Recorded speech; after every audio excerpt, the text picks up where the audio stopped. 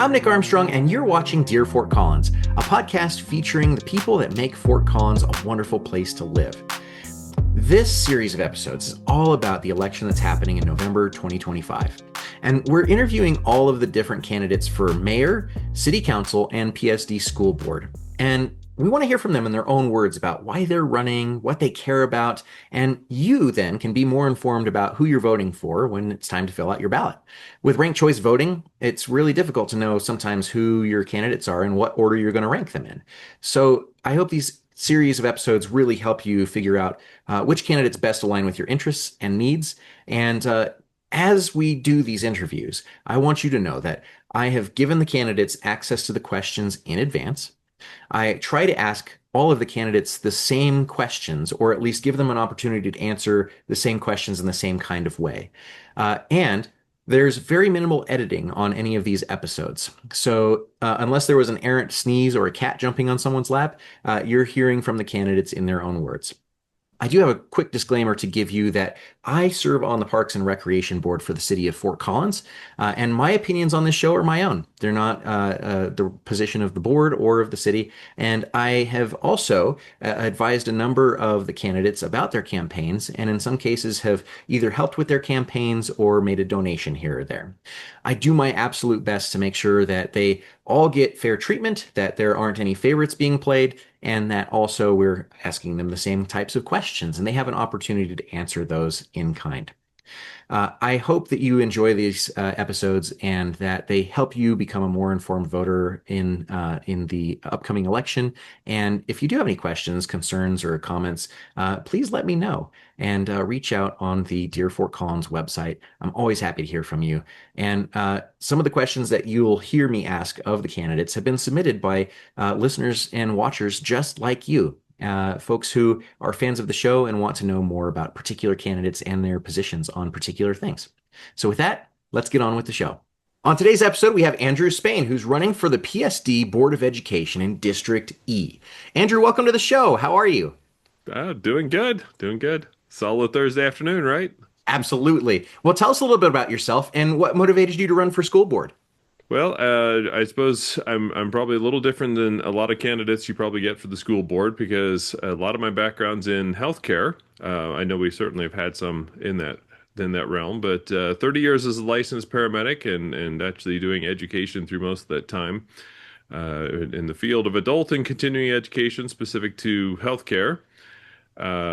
I actually now continue that work. I'm not out in the ambulance anymore, but I'm still in international healthcare education with my current job, and then also still dabble a little bit in education, actually getting out there and teaching. I was just teaching at UNC last year with some global issues courses in the political science department with my political science degree as well. So I've got a lot of different things sort of all wrapped together, and I think that's what helps make me actually a really unique and good candidate for the position, because I bring a lot of diverse experience, range of different ways to look at things to the school board.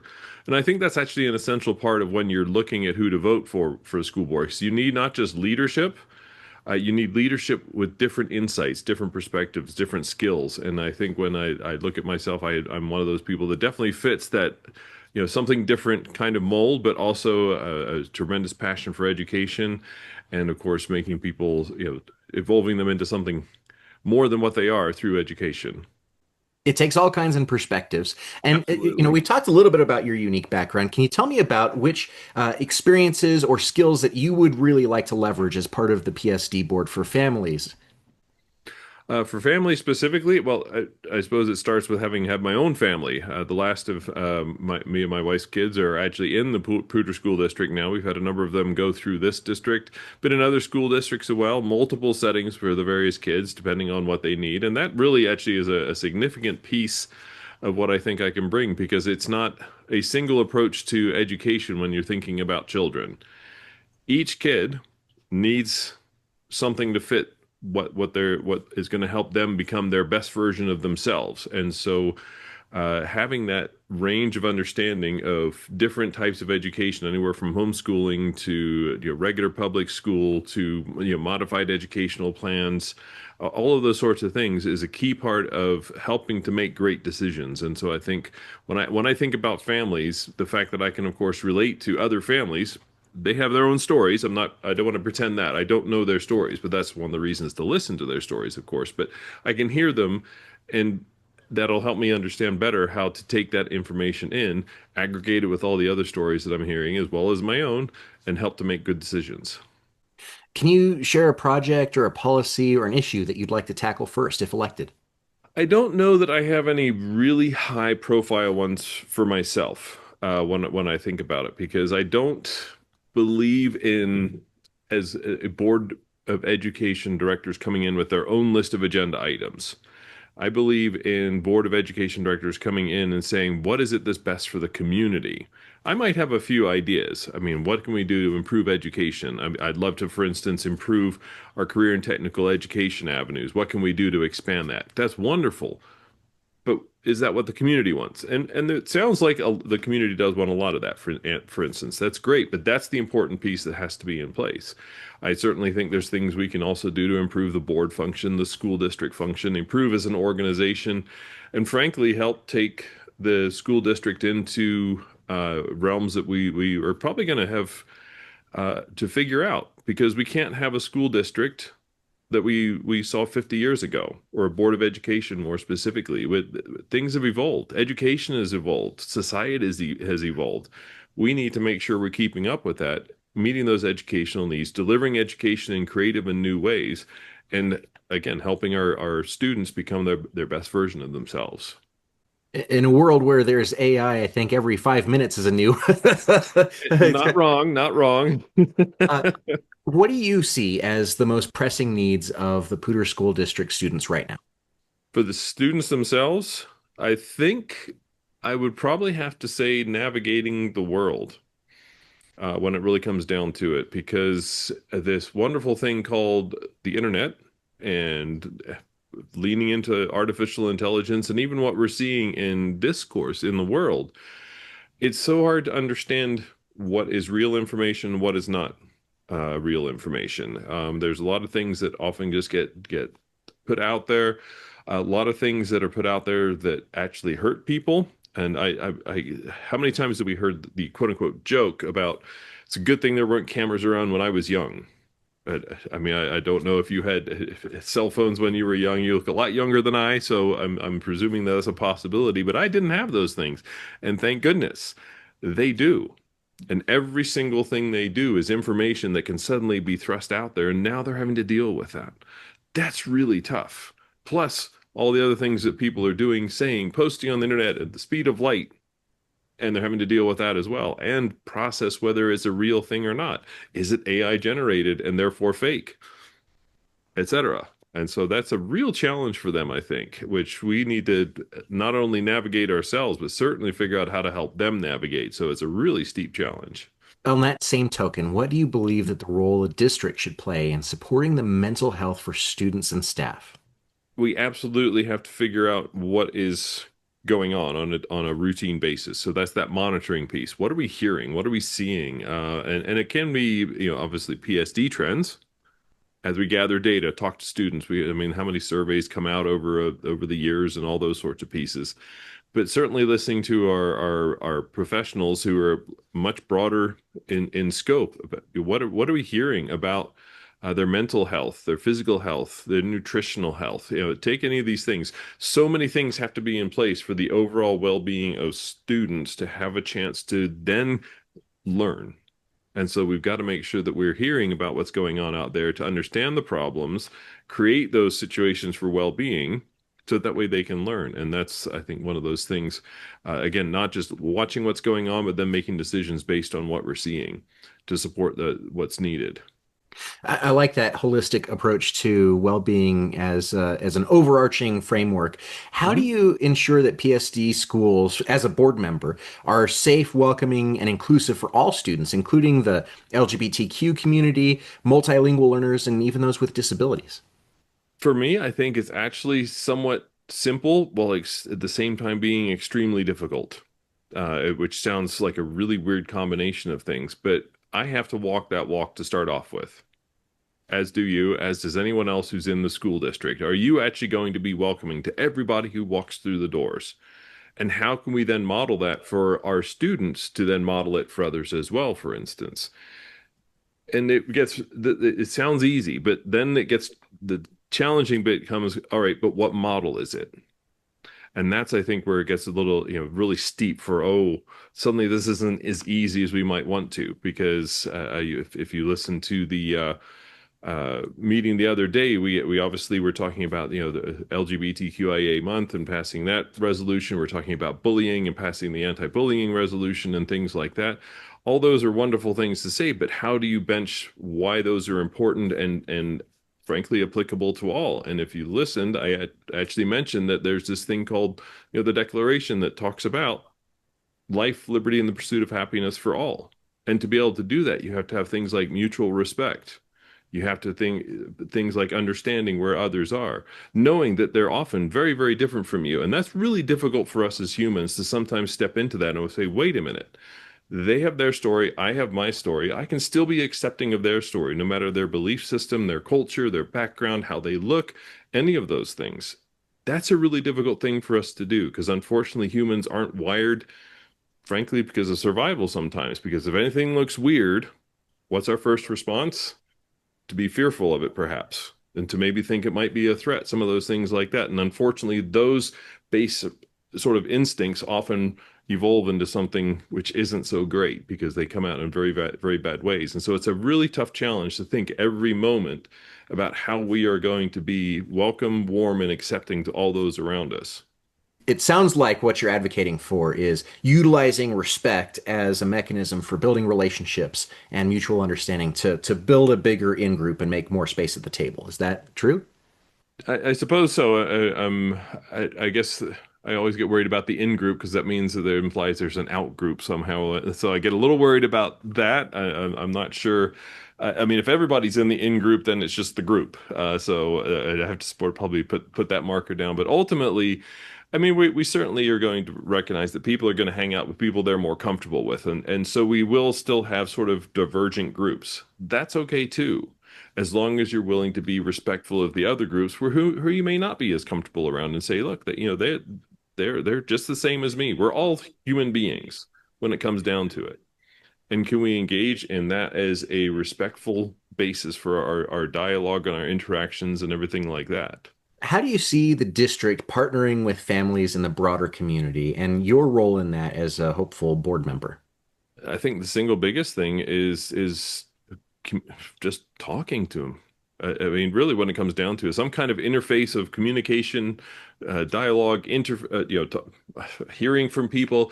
I mean, for me, it's a really nice opportunity to go and have lots of coffee everywhere. I mean, as a paramedic for many years, I love my coffee. So why not just sit down and have a chat with someone while drinking it?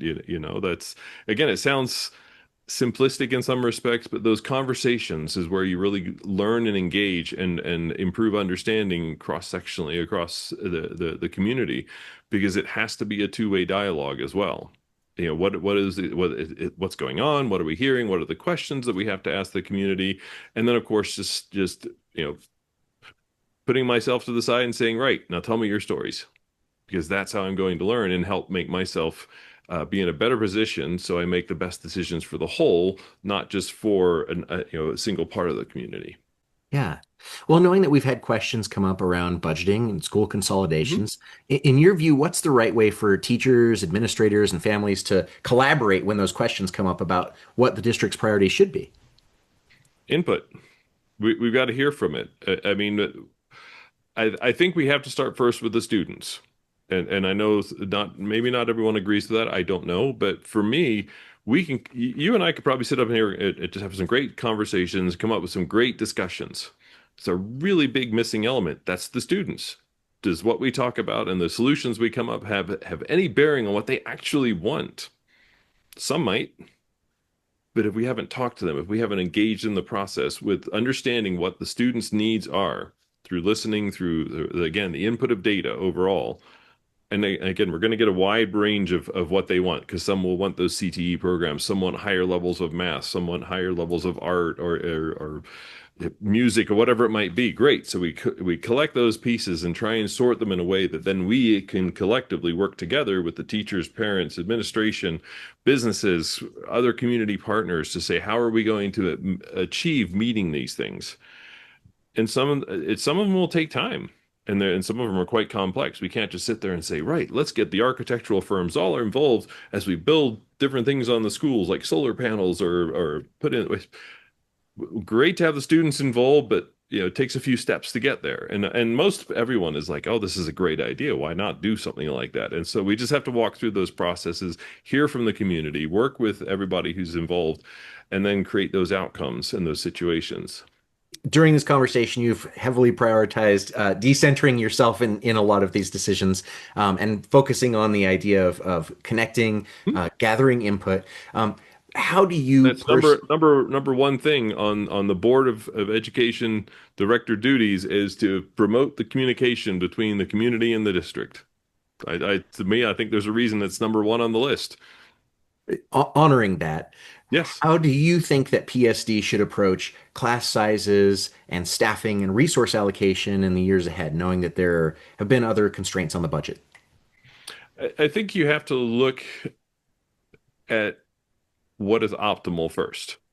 We can't sit there and pretend that a class of 40 you're going to get as much learning as a class of 20 or what. And again, I've actually looked into that one, and it's quite interesting that it's difficult to find any one thing this is it. And part of it is, of course, age based because if you're in first grade versus seventh grade and so on, there's some different needs for what educational group size would be for a classroom size and so forth.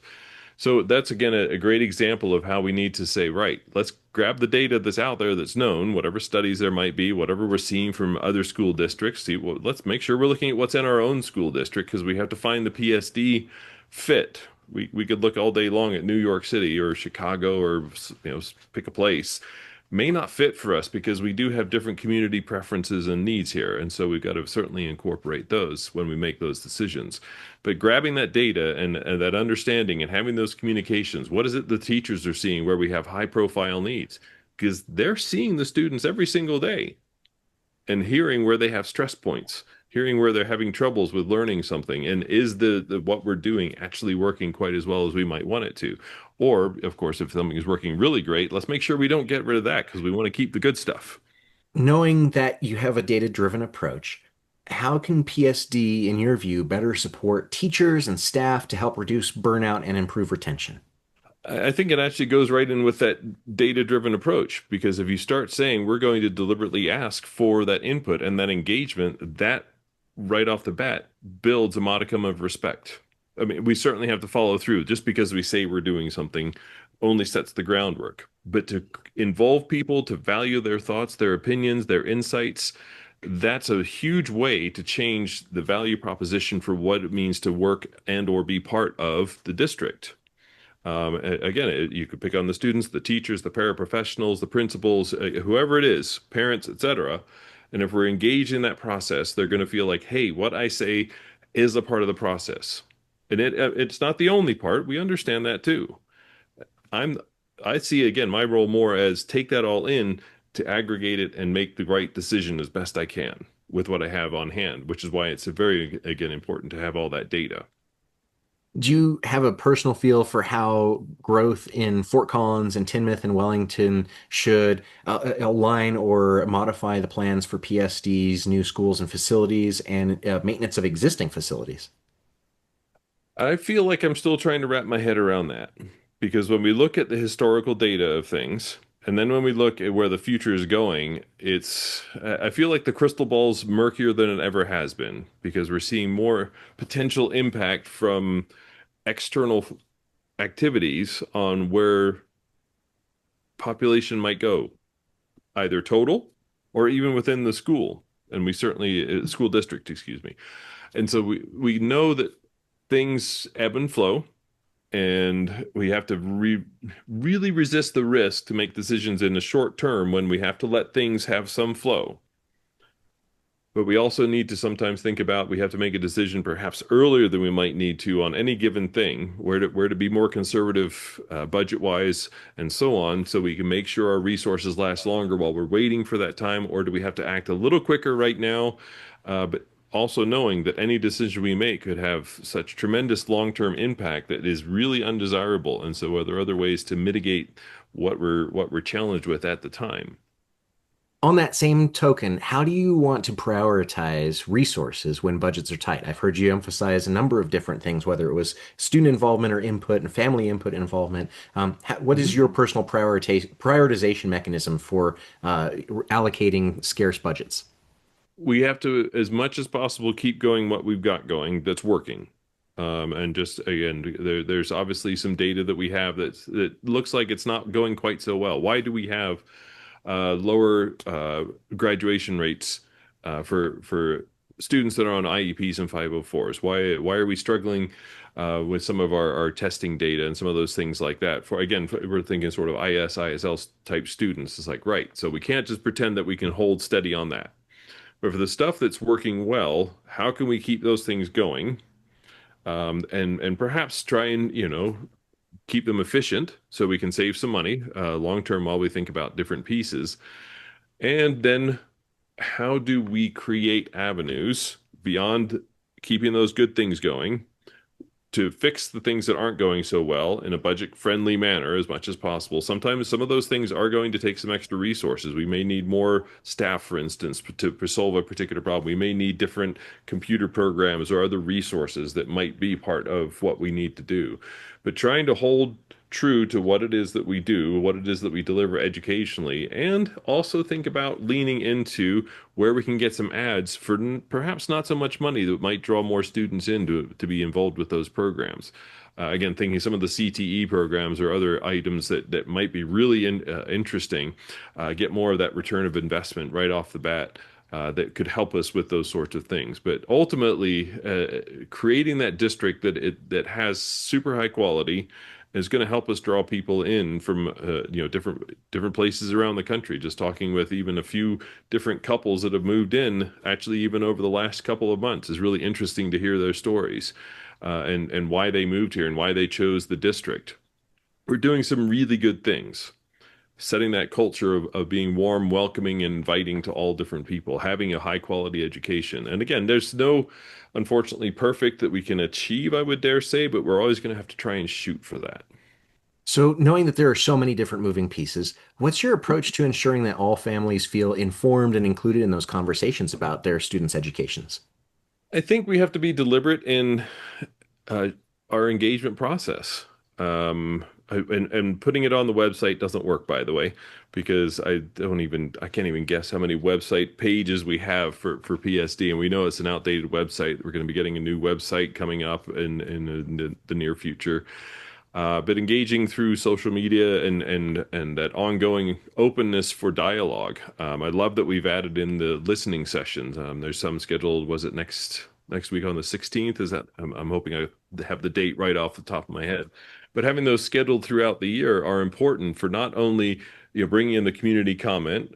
And again, I'm not going to sit here and say community comment is my favorite because it's just sort of you got 3 minutes and that's it, and we don't really have that back and forth engagement and understanding more and looking into the data that the people might be coming in from which they make their community comment. Oh, but let's add in those listening sessions where we can get more of that back and forth dialogue. And of course, even my own personal, I'm going to be out having a coffee, come chat with me.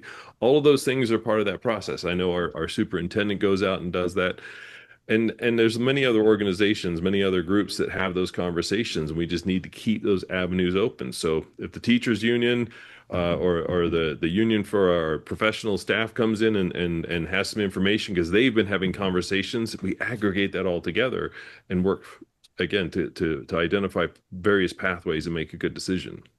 Shifting gears a little, we've Mhm. seen walkouts by students across Colorado this month because of school shootings and safety concerns in their schools. What does school safety mean to you, and how will you help support students who are rightfully worried about the safety of their education? I think we've got to, I feel like I'm going to feel like a broken record, work with the community, identifying the things that we can do. Not everyone is a fan of SROs, but life tells us that those are a necessary part of our component. So how do we engage having pieces of the puzzle like that, but doing it in a way that is at best acceptable to everyone? I mean, that's really what we want to have because having those kinds of resources is important. I will tell you right now, I actually drove by Columbine High School on the way to work every single day for the ambulance, and seeing that on, what was going on hurt my heart. And they weren't ready for it. And I don't think there was a single school that was ready for that kind of a scope of thing way back then. We know what's going on out there with some of these things, and we have to take these proactive steps to try and prepare for things. Got to engage the community in appropriate ways to identify where we are. We have great law enforcement agencies here in the district that we work with, and they've got to be an integral piece of that puzzle, but so are others.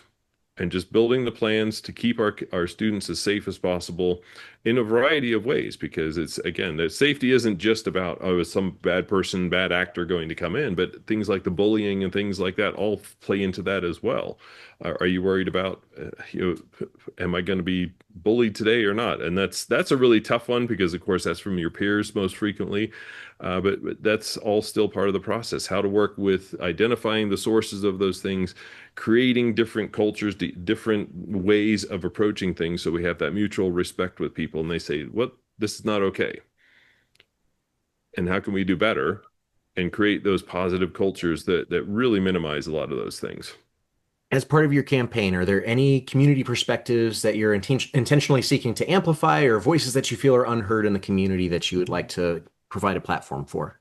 I think there's easily some communities I want to amplify their voice. I think just having had conversations with Betty Aragorn, for instance, that's a community I'd really love to see that they have an elevated voice through our Hispanic community, because just having the language barrier for a number of them creates a distance. How do we close that distance down? And so I think that extends probably not just to the Hispanic community, but to our entire international community when they're coming in and you're thinking about things are very, very different for them. They're coming here for great opportunities, perhaps at CSU or in our business community, bringing their family with them, but it's such a different world for them, for example. And again, just throwing out a couple of different groups that I would say are easily identifiable for that type of thing. But I think it's also important to recognize that those communities that we know about already, that we're trying to continue to have that engagement, but we need to improve it. And I'm thinking things like our IS community, or that kind of group. We need to elevate their voice, so we're making sure we're understanding their needs and how to better meet them. Andrew, we've reached the part of the interview where we're going to talk about quick closers, a bunch of fast questions just to ask you, and whatever comes to the top of your head first is just fine. What's your favorite local coffee shop? Favorite local coffee shop? Boy, that's a tough one because I go to a lot of the different ones that are out there, I suppose. Being I'm up in here in Wellington, I do like Owl Canyon. It's got a lovely atmosphere. But again, I don't want to pretend that's the only one with a lovely atmosphere. There's a lot of them that have really great atmospheres all over. Favorite park in Fort Collins or nearby? Favorite park would probably have to be City Park. I enjoy walking around the lake there, and had my wedding to my wife. We had our reception there on just at the park, so of course that has good memories as well. Wellington Splash Pad remains a favorite of mine. It's always a great place to visit. Um, School subject you love the most as a student? Well, I could go with the obvious recess, but I think I evolved beyond that somewhere along the line. I actually really enjoyed computer programming, strangely enough. It was when they were coming out with Apple Basic. I mean, we were just starting to get computers, and that was actually a lot of fun. What was the school subject you liked the least? Oh, well, that's a good one. I haven't thought about that in a long time, I suppose, but They call that suppression. it's probably the one that I learned the most from at the same time, is because I think it's because it really gets into deep things. Humanities was a real struggle for me. But I look back now and what I learned from that actually turned out to be some of the biggest pieces of becoming who I am and how I think. It's really crazy when you think about it. Favorite book? Favorite book. That's a good one too. It depends on which era of my life. I mean, anything from Chitty Chitty Bang Bang when I was a kid. Swallows and Amazons was a big one. I doubt anyone knows anything about Swallows and Amazons. Very much an English thing. Um, I suppose now I'm doing a lot of reading on Sun Tzu and the Art of Business, but that's a transient thing. I'll be on to something else here in the future, I'm sure. But that's kind of where I'm at, probably. There's a lot of great books out there. Would you consider yourself an early bird or a night owl? Neither. I think I've had too many years as a paramedic to have any kind of actual sleep schedule that fits. I suppose if I had to lean one way, I'd probably be preferred to stay up late rather than getting up early. If you had to use one word to describe PSD schools today, what would you choose? Dynamic. And one word you'd like them to embody in the future. Evolving. What would voters be surprised to learn about you? That I'm a dual citizen. Very Well, cool. I mean, technically, I have birth certificates from both England and the U.S. I mean, I'm far distant from Britain when it really comes down to it. I still have family there, so. Who do you look up to as a role model in public service or education? I think most of my role models are from history. So I think of people like Winston Churchill or Franklin Delano Roosevelt. Some of the Lincoln, of course, has to be up there. I mean, a lot of I struggle with more recent ones because how are they timely yet? And that, of course, is a history thing. Have you read Team of Rivals? Speaking of Lincoln, Yes. And I actually it's one of my model a lot of favorites. what I do after that because it's no point in having only those who are going to parrot what you say. And that actually dovetails into one of the things that probably guided me for most of my life. And I to this day I can't remember where I first saw this saying, which annoys me because I feel like I should give it good attribution. But there's no single person in the room who is as smart as everyone put together. And so why shouldn't we engage in getting that collective expertise, that collective innovation, that collective energy, all the amazing things of the people in the room together that are going to create amazing solutions for the district long term. If you could have one superpower to improve PSD overnight, what would it be? Making it so everyone feels that we have this open culture of trust. You said that you hope that PSD schools embody evolving in the future. Mhm. And what do you hope that PSD will look like 20 years from now? Something that I can't even imagine, to be point blank. But I'd love to see it, I suppose, collectively as having educational innovation at the core of what they do, an engaged process with an amazing culture where everyone is again feels part of the process and has that safe, well-being, respectful core at its very being of existence. Andrew, is there anything else that you'd like the audience to know about you or your campaign? Keep me accountable.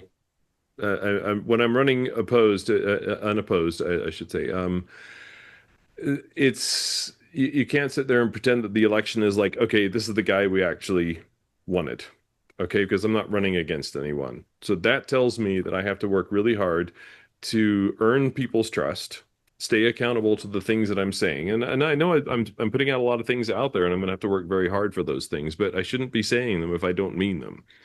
And so if because I feel that I mean them, you should be coming and saying, look, let what you're saying you want to improve these things. How are you going to be a part of that process? And I'm going to ask you to work with me to get that done as best we can. And again, there's so many great things going on with the school district. Let's keep that going and also fix the things that we're not quite so happy about to the best of our ability. And we do that together.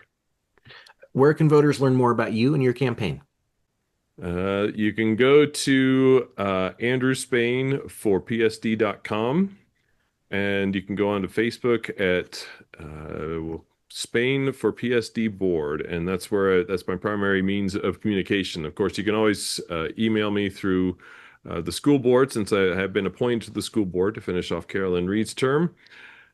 So there's options there, and of course, as I go, I'll be posting when I'm going to be at coffee shops or more adult version, I suppose, for those who enjoy those sorts of things in the evenings.